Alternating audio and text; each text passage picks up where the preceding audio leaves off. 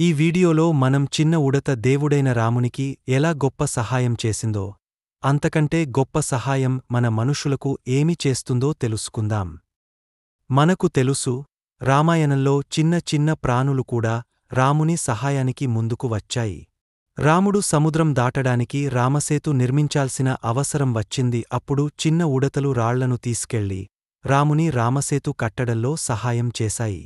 వాటి కృషి అమూల్యం. ఇది మనకు ఒక పెద్ద పాఠం చెప్తుంది. చిన్న ప్రాణి అయినా గొప్ప మార్పు తీసుకురాగలదు. ఉడతలకు ఒక సహజ అలవాటు ఉంది.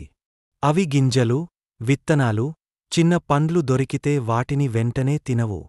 భవిష్యత్తులో ఆకలిగా ఉన్నప్పుడు తినడానికి భూమిలో దాచిపెడతాయి.